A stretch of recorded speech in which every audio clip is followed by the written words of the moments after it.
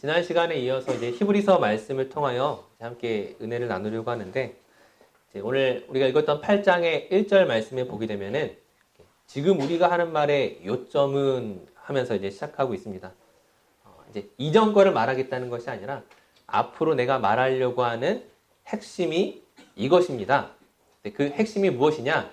8장 1절에 제일 먼저 이야기하는 게 뭐냐면 대제사장이 우리에게 있는데 그분은 하늘 보좌의 우편에 앉아 계신 분이십니다.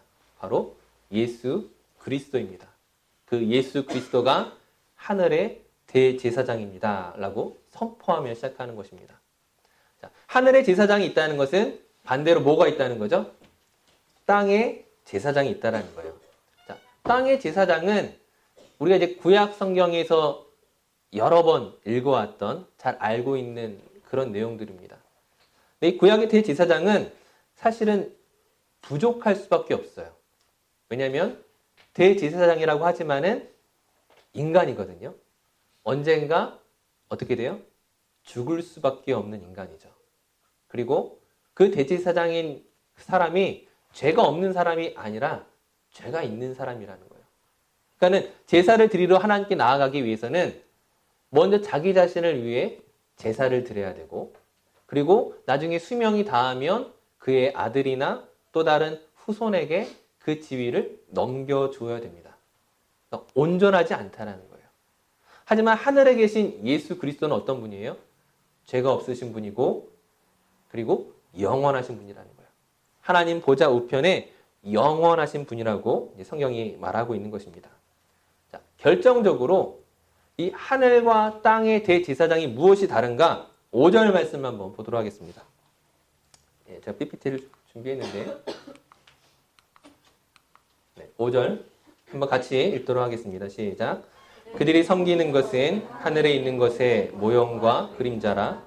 모세가 장막을 지으려 할 때에 지시하심을 어둠과 같으니 이르시되 삼가 모든 것을 산에서 내게 보이던 본을 따라 지으라 하셨느니라. 아멘. 자, 지난주에도 잠깐 이야기를 했었는데 결국 이 구약의 모든 율법의 핵심은 어떤 방식으로 나타나냐면 제사라는 것으로 통해 나타나요. 근데 이 제사는 무엇이냐? 진짜 본질이 아니라는 거예요. 그것은 어떤 본질에 대한 모형이고 그림자이고 상징이라는 거예요. 그 말은 그 본질이 없으면, 원형이 없으면, 그 메인이 없으면 뭐예요? 이건 아무것도 아니라는 거죠. 그러면 무엇이 본질이냐? 여러분들이 이미 잘 아시겠지만 하나님 보좌 우편에 계신 예수 그리스도, 그분이 본질이고 그분의 십자가가, 그분의 구속하심이, 그분의 사랑이 우리를 구원해냈다라는 거예요. 근데 이것은 예수 이후에 우리에게만 해당되는 것이 아니라 예수 이전에 살고 있었던 그 선택받은 백성이라 생각했던 이스라엘 백성들에게 있어서도 뭐예요? 은혜가 구원의 방식이었다는 거예요. 양과 염소와 소를 가지고 제사를 드렸기 때문에 내 죄가 없어지는 것이 아니라 지금 당장 그들에게는 없었던 분이지만 예수 그리스도가 뭐예요? 그 십자가의 죽음이, 그 은혜가 그 상징으로서 그들에게 구속의 은혜를 주었다라는 거예요. 예수님이 만약에 이 땅에 영원히 계셨더라면 아마 그 일은 없었을 거예요. 하지만 그분이 어디로 승천하셨어요? 우리의 시간과 공간에 계신 분이 아니라 우리의 시간과 공간을 뛰어넘어서 하늘로 가셨기 때문에, 하나님 보좌 우편으로 가셨기 때문에 그 십자가의 죽음이 어디까지 영향을 미치느냐?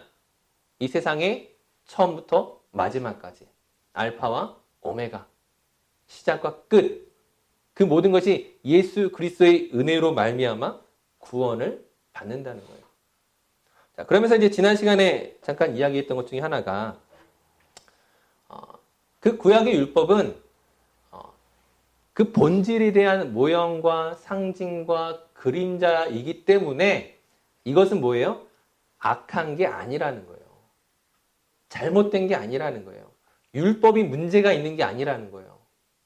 우리는 막상 신앙생활을 하다 보면은 너무 복음에 대해 강조하다 보니까, 하나님의 은혜에 대해서만 이야기하다 보니까는 막상 그 율법적인 거에 대해서 굉장히 히스테리한 반응들이 있죠. 야, 너 율법적이야.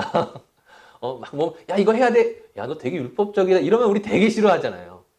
사실은 그게 하나님이 기뻐하시고 하나님의 뜻을 나타내는 것임에도 불구하고 우리는 그 율법 자체를 악한 것이라 생각할 때가 많이 있다라는 거예요. 그렇지 않다는 것입니다. 중요한 것은 무엇이냐? 우리에게 주신 율법을 어떻게 사용하느냐, 어떤 의미로서 받아들이느냐, 그것이 중요하다는 것이죠. 이것을 좀 설명하기 위해서 제가 좀 우스운 이야기를 좀 하나 하도록 할게요. 어제 서울에 있는 한 초등학교에서 학생 9명이 갑자기 죽었습니다. 소식 들으셨나요? 소식 못 들었어요? 학생 9명이 갑자기 죽었는데 왜 죽었냐면 5명은 공에 맞아 죽고요. 4명은 금을 밟아서 죽었습니다. 무엇인지 아시겠어요? 피구 게임을 하다가 5명이 공에 맞아 죽고 4명이 금을 밟아서 죽었어요. 자, 이게 뭐예요? 게임의 규칙이죠. 게임의 규칙이에요. 깜짝 놀랐죠? 저도 깜짝 놀랐어요.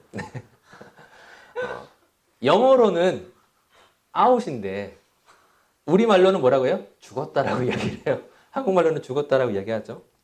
자, 게임을 하다가 피구 게임을 하다가 공에 맞거나 금을 잘못 밟으면 더 이상 그 규칙을 깬 거기 때문에 그 게임에 참여할 수 없고 밖으로 나가야 돼요. 죽는 거예요. 근데 우리가 생각해 봐야 되는 것이 이 게임의 그 규칙을 누가 정하고 누가 만든 거예요? 왜 규칙을 정한 거예요? 어떤 사람이 하는 거예요? 말 그대로 인격적인 존재가 하는 거예요. 사람이 하는 거예요. 금을 밟느냐 밟지 않느냐, 공에 맞았느냐 공에 맞지 않았느냐, 그게 중요한 게 아니라, 그것이 게임의 목적이 아니라, 게임의 의미가 아니라 왜 게임하는 거예요? 우리가 즐기기 위해서, 우리가 그 게임을 더 잘하기 위해서, 더 분별력 있게 그 게임을 잘 소화하기 위해서 규칙이 있는 것이지, 그 게임을 하면서 너 금 밟았냐 밟지 않았냐 이것만 따지고 있다면 어떻게 돼요? 재미가 없죠. 문제가 생기는 것입니다. 하나님의 율법이라는 게 이렇다라는 거예요. 율법이란 무엇이냐? 하나님께서 정하신 규칙입니다. 그 규칙을 따르면 어떻게 돼요? 살고, 그 규칙을 따르지 않으면 죽게 돼요. 그것은 룰이에요. 하지만 그 룰을 지키도록 하는 것 자체가 목적이 아니었다라는 거예요. 뭐예요? 율법을 지키느냐 지키지 않느냐, 그것을 그냥 보기 위해서 존재하는 룰이 아니라 그 룰을 통하여 무엇을 알게끔 하는 거예요? 하나님이 어떤 분이신지, 하나님이 왜 우리를 이 땅 가운데 두셨는지, 우리를 어떻게 대하시는지, 우리가 하나님이 주신 이 세상에서 어떻게 살아가야 하는지 그 룰을 잘 이해하고 경험하고 받아들이고 그 안에서 어떻게 살아가느냐가 중요한 것이지, 어떻게 살아가는지는 보지 않고 너 룰을 어겼어, 너 룰을 지켰어, 너 잘못했어, 잘했어, 이게 전부가 아니라는 거예요. 여러분 다 피구 게임 한 번씩 해보셨죠? 피구 게임을 하다가 난 절대 죽지 않는다 이런 사람 있어요? 나는 1시간이 지나도 난 살아남을 수 있어 하면서 막 이렇게 요리조리 피하는 사람 있습니까? 결국 언젠가는 공에 맞잖아요. 잘 피하는 것 같다가도 언젠가 공에 맞아 죽든 금 밟아 죽든 지쳐서 죽든 배고파서 죽든 결국 죽을 수밖에 없어요. 맞을 수밖에 없어요. 하지만 그 게임 안에서 열심히 피하고 열심히 달리고 열심히 연습하면서 어떻게 되는 거예요? 그 게임을 잘할 수 있게 되잖아요. 만약 이 게임이 좀 세계적인 게임이 된다면 이 피구가 동네 대표가 될 수도 있고 학교 대표가 될 수도 있고 교회 대표가 될 수도 있고 나중에는 국가 대표가 될 수도 있겠죠. 그러니까 규칙이란 게임을 못하게 하는데 존재하는 것이 아니라 그 게임 속에서 더 실력이 발전하고 잘할 수 있도록 게임을 하는 것입니다. 마찬가지로 하나님께서 이스라엘 백성들에게 율법을 주셨을 때는, 혹 또 저와 여러분들에게 어떤 하나의 규칙과 룰과 법을 주셨을 때는 누군가를 죽이거나 누군가를 걸러내거나 누군가의 문제점을 지적하기 위함이 아니라 하나님이 정하신 그 틀 안에서 하나님의 마음을 깨닫고 그분의 뜻을 알고 믿음의 삶을 살아가도록 훈련하는 장소로 우리를 그 게임 안에, 그 룰 안에, 율법 안에 두셨다는 것입니다. 자, 구약의 제사란 무엇이냐? 구약의 제사란 그렇게 율법을 어긴 사람들, 게임으로 말하면 금 밟은 사람들, 공 맞은 사람들, 죽었다라고 말했던 그 사람들을 어떻게 하는 거예요? 제사를 드리고 다시금 이 게임을 이어갈 수 있게끔 하는 거예요. 너 잘못했지만, 너 죽었지만 하나님께 제사를 드리고 자, 다시 한번 시작해보자. 두 번째 게임, 세 번째 게임, 네 번째 게임, 다섯 번째 게임으로 불러드리는 거예요. 이전보다 더 잘할 수 있도록, 그전보다 더 열심히 할 수 있도록, 그전보다 더 오래 살아남을 수 있도록 계속적으로 훈련시키는 거예요. 그 율법을 통하여 나의 죄를 깨닫고 하나님의 법을 훈련할 수 있도록 하나님이 부르신 것입니다. 자, 이스라엘 백성들의 문제는 무엇이냐면은 그 경계하는 목적과 이유가 사라지고 게임의 규칙만 남았기 때문이에요. 우리가 복음서를 읽다 보면은 바리새인들이 또 사두개인들 그런 율법주의자들이 뭐라고 이야기합니까? 당신은 안식일을 범했으니까 아웃이야. 당신은 세리니까 아웃이야. 당신은 기도하지 않았으니까 아웃이야. 그냥 룰만 적용하고 있는 거예요.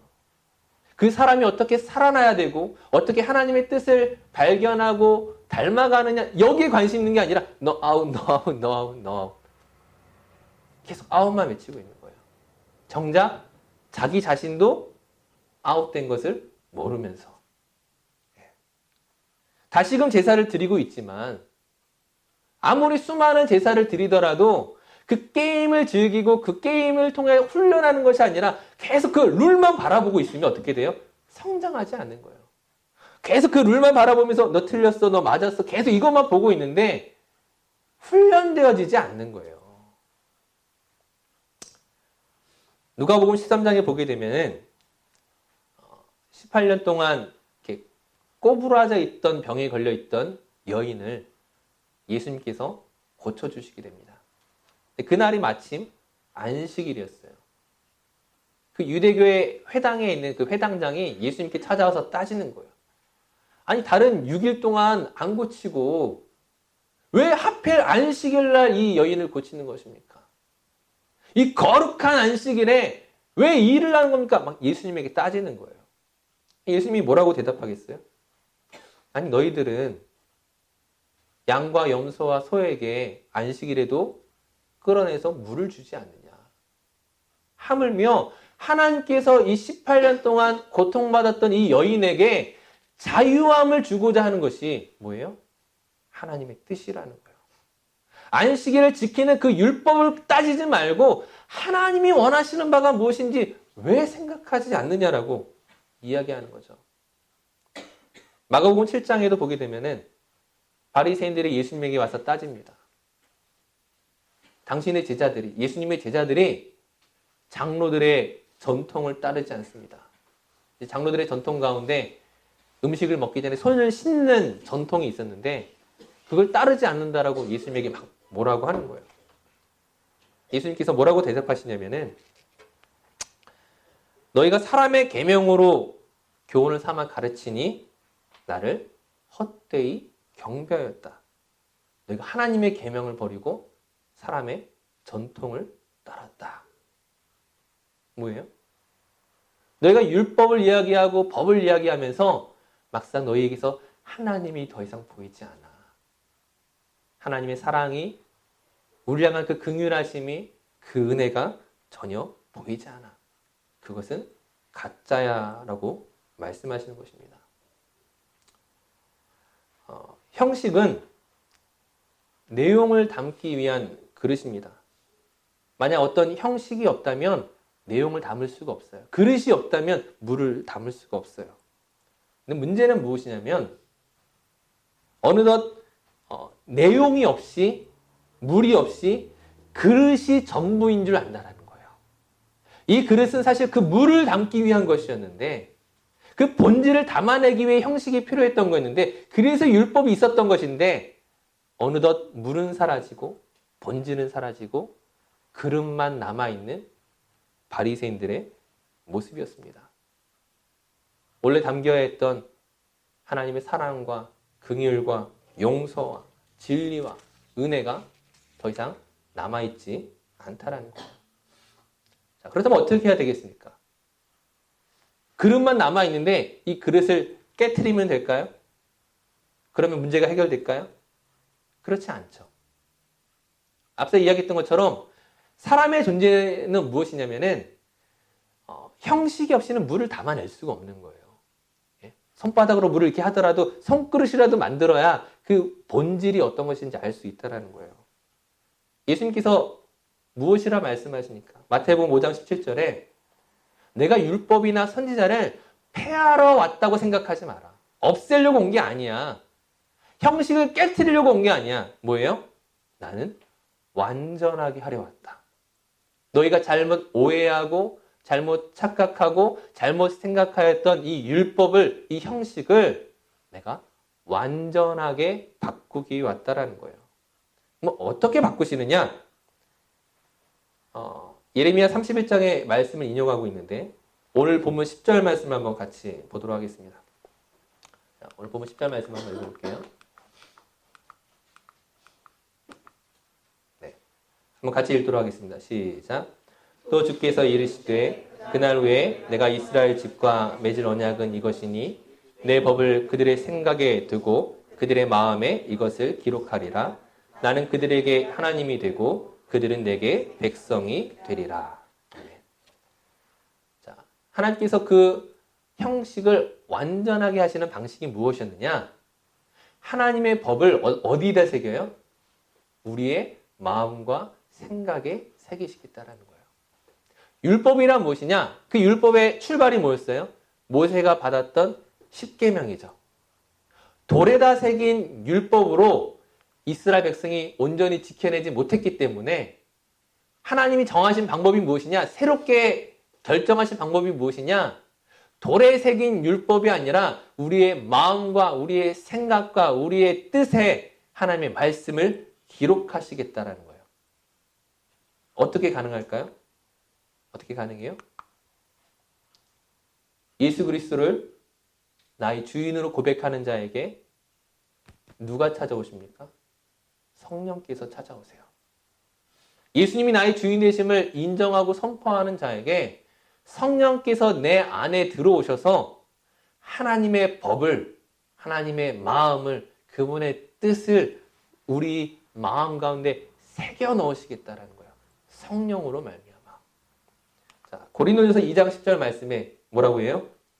성령은 모든 것, 하나님의 깊은 것까지도 통달하시느니라.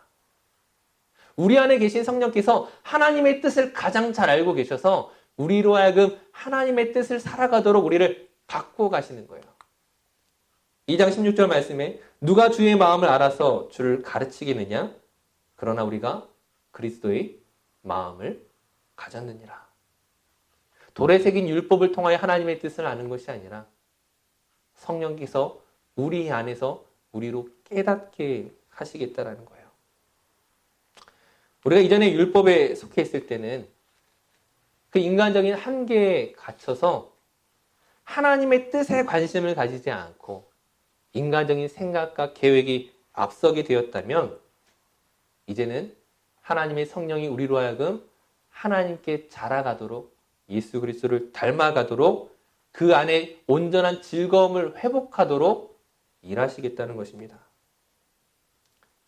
사실 율법이라고 하는 기준으로 본다면 저와 여러분은 여전히 실패한 사람일 수 있어요.